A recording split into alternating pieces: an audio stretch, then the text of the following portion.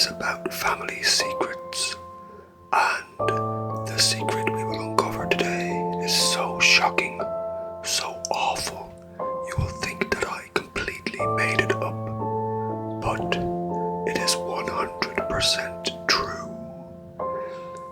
It just isn't widely known about, because the family in this story did everything they could to bury their secret.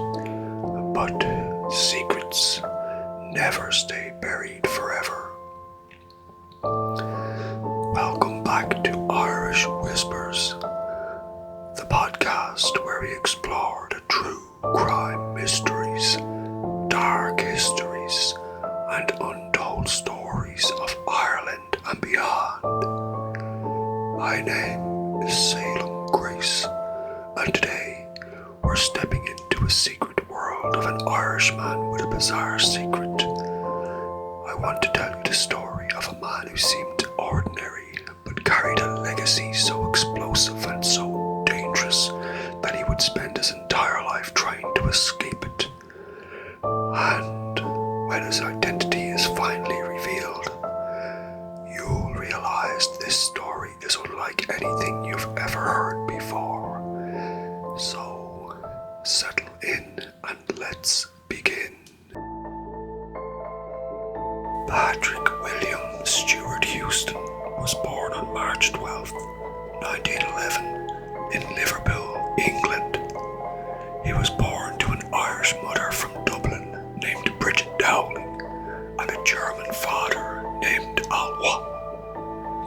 Bridget and Alwa had met back in Dublin on a warm spring afternoon 2 years earlier in 1909.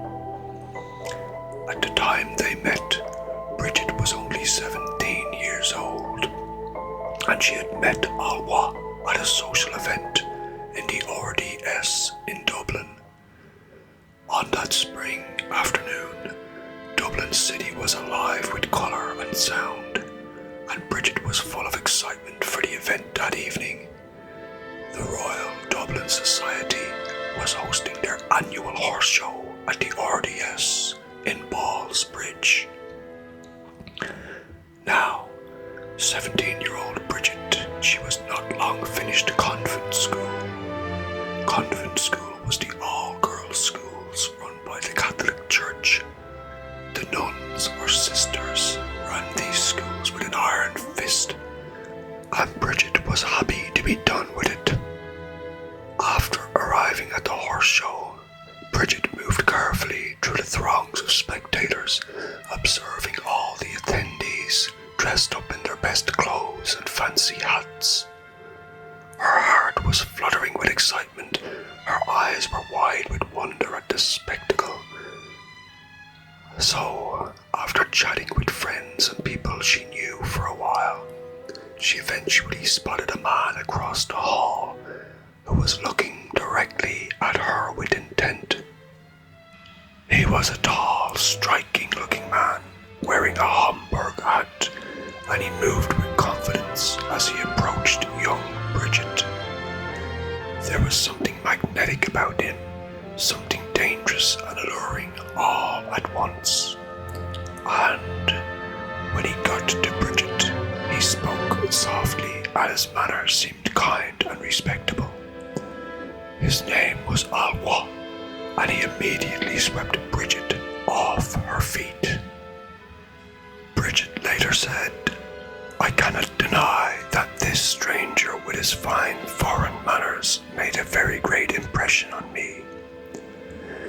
They met again for a second date at Dublin's National Gallery. Alwa would tell stories of travelling Europe, of his ambition and of his sense of adventure. He claimed to be a rich hotelier and a man touring the continent to learn the trade. Bridget's family was initially very suspicious of Alwa. Something just seemed off about the man. He was older, he was a foreigner, and Bridget was just too captivated with him. Eventually, the pair eloped to London in the year 1910 completely defying her family's protests. Only later did they discover the truth. Alwa was not a wealthy hotelier as he had told Bridget. In fact, he was simply a waiter at the Shelburne Hotel. However, it would turn out that this relatively small secret that Alwa had told to Bridget and her family would pale in comparison to the secret they would later learn. After their marriage in London in 1910, the couple would eventually move to Liverpool, England in 1911. And shortly after arriving in Liverpool, they would go on to have their first and only child, a young boy they would name Patrick William, but who they would affectionately call Paddy. Now, after baby Patrick was born, Alwa began to grow stern, cold, and quick-tempered. Bridget, on the other hand, was a softer soul, very protective, the kind of woman who tried to shield her son from some of the troubles at home. As a child, young Paddy was observant, sharp, and ambitious. He learned early on that appearances mattered very much. He learned that a single gesture, a single word, or even a look could change how people treated you. You see, as Paddy would try to sleep at night, he would often hear his mother and father fighting. They would fight about some dark family secret. Paddy never heard enough to figure out exactly what this secret was, but it was becoming clear to him that their family was hiding a secret, something that they didn't want their neighbours or friends to know about. Paddy, when he would grow up, would eventually learn the secret, and he too would do everything he could to keep it hidden from the world. And by the time Paddy reached adulthood, he would put every lesson he had learned about appearances, ambition, and secrecy to good use, but in ways no one could have predicted. In the 1930s, while still a young man, Paddy moved to Germany. You see, Paddy had connections there, connections he hoped would open doors for him. And at first, things went very well for Paddy. He was offered good jobs. He was invited to fancy social events. He would go for dinners with people of influence. And Paddy was clever and charismatic, even a little flamboyant. So he did very well upon arriving in Germany. And he knew how to make himself noticed too. But the world he had entered was dangerous too. The dinners and various social events that Paddy still attended, which had originally been fun and light-hearted, they had begun to take on a darker atmosphere. Politics was beginning to weigh heavily on the themes of the night, and the people around him, their hearts began to grow darker in a way that initially he couldn't quite put his finger on. As Germany changed more and more around him, Paddy eventually began to start to question whether or not he really belonged in this new Germany. And despite Paddy's outward successes, he could feel tension simmering beneath the surface. So eventually, he decided to flee Germany and return to England. Once back in England, where his mother still resided but having separated from Paddy's father, Paddy began to try to start his life anew. And now that he was older, his mother Bridget started to tell Paddy more details about their family history. With these new facts about their family's past, and with the English people around them growing more suspicious of the world due to the threat of war from Germany, Paddy's life again began to feel quite complicated. So, by 1939, Paddy Paddy and his mother decided to relocate to the United States. They felt that America could offer them a chance to rebuild and even reinvent themselves. Now, once in America, Paddy took to public life in a very strange way. From his experience having lived in Germany during the tumultuous times of the lead up to the war, Paddy took it upon himself to use this experience to give lectures, warning of dangers abroad.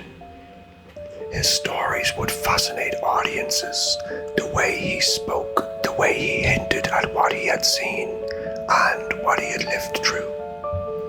Without ever revealing too much, Paddy was trying to warn the American public about the dangers posed by Hitler's new Germany. Now, some people would laugh away the stories that Paddy would tell publicly, thinking that he was exaggerating about the evils that he had seen. Either way, ultimately the United States would eventually enter World War II, and when this decision was made, Paddy himself decided to join the war effort, and he signed up to join the Navy. And very shortly after enlisting in the US Navy, Paddy would be deployed to the war effort in Europe. He served honourably for 3 years as a pharmacist's mate on the front lines, but he was eventually wounded by shrapnel to the leg, and he would ultimately receive a medal for his service. But despite all of this, with his attempts to warn America and the world of the potential threat of Nazi Germany, and with his 3 years service honourably to the war effort himself, Paddy still felt like he couldn't quite shift the shadows of his past. So, after the war ended, Paddy and his mother once again just felt like they needed another fresh start in life. And so, he and his mother quietly changed their surnames. They eventually disappeared from public view and they would settle down on Long Island. From then on, Paddy continued to live a very quiet life in his new Long Island home, running a laboratory for his work, and he would ultimately raise a family of his own. He married a German woman and they had 4 sons together.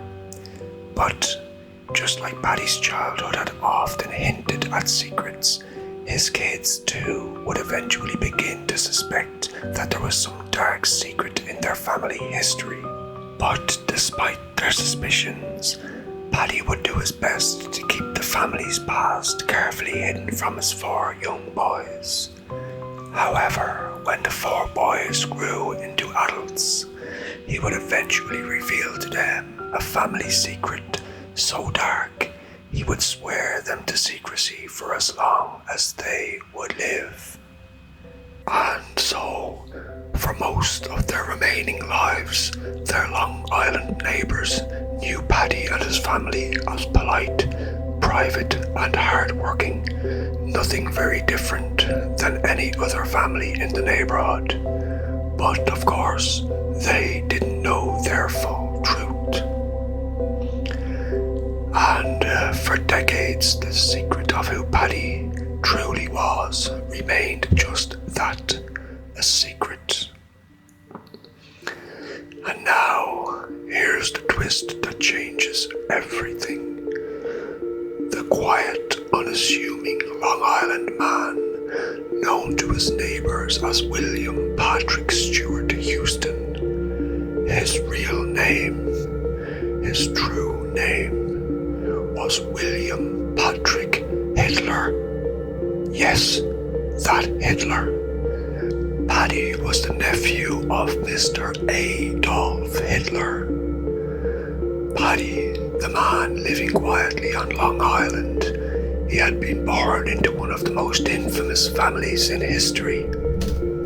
It had been this family name of Hitler that had opened all those doors to Paddy in high society in 1930s Berlin. These were the people who Paddy had then fled from back to England to his mother, and then again fleeing to America to try to escape this family connection. Now, there is absolutely no evidence that Paddy Hitler took any part in the atrocities carried out in World War II or indeed in its lead-up. On the contrary, this is precisely why Paddy fled from his uncle. Indeed, it is what he was trying to warn the American public about when he gave his public lectures and hinted at what may be brewing over there. Indeed, it is why Paddy made the decision to join the American Navy and go and fight against his uncle's evil.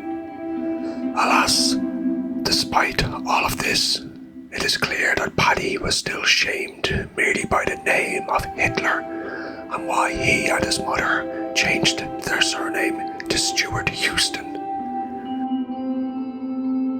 And even Paddy's 4 sons carried the shadow of their family's secret past. So much so that when the boys were old enough to learn the secret, they would make a pact to never have children of their own, ensuring Hitler's name and bloodline ended with them. And now, as far as we are aware, all that remains of this family connection to Hitler is a lone grave in a graveyard on Long Island, not with the name of Hitler, but bearing on the gravestone the name Stuart Houston. So, the next time you meet someone quiet, reserved, unassuming, remember this: sometimes the most extraordinary stories are hidden in plain sight. A man who seemed ordinary in the pubs he would visit, the laboratories where he would work. In reality, he carried one of history's darkest legacies. William Patrick Paddy Hitler spent his life trying to outrun his past, and for decades he almost succeeded. But history has a way of catching up with secrets, especially when we're on the case. And today, now, you know the truth. Because sometimes the past isn't really just behind us. It's living in the people we think we know.